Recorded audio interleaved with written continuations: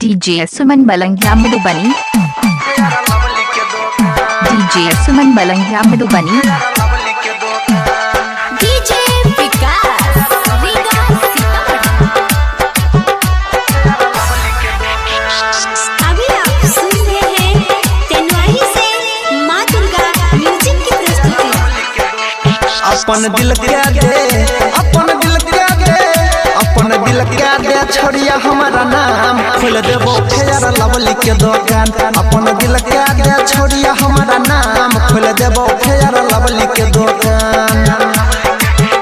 अपन दिल क्या दे, अपन दिल क्या दे, अपन दिल क्या दे, अपन दिल क्या दे रखबो तोरा बनाई के अपन जान खोल देबो फेयर लवली के दुकान।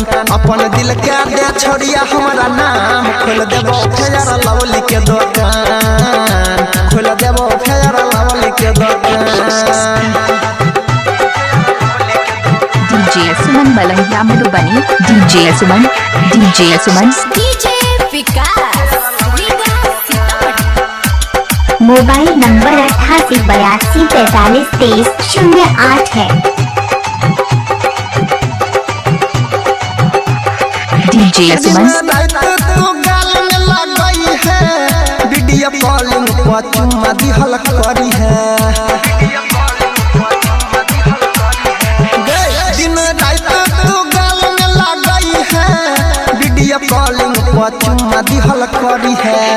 राख देबोगे, राख देबोगे, राख देबो मनिहारा के सामान खोल देबो फेयर लवली के दुकान। अपन दिल क्या दे छोड़िया हमारा नाम खोल देबो फेयर लवली के दुकान। खोल देबो फेयर लवली के दुकान।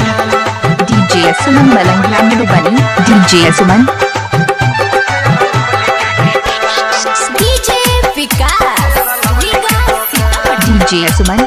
खाए अजीपुर रोड दुर्गा स्थान बलंगिया।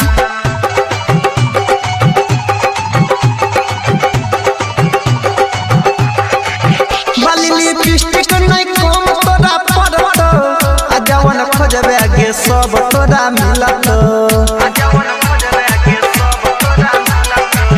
बाली लिपस्टिक नहीं कम तोरा पड़त, आ जवन खोजबे गे सब तोरा मिलत।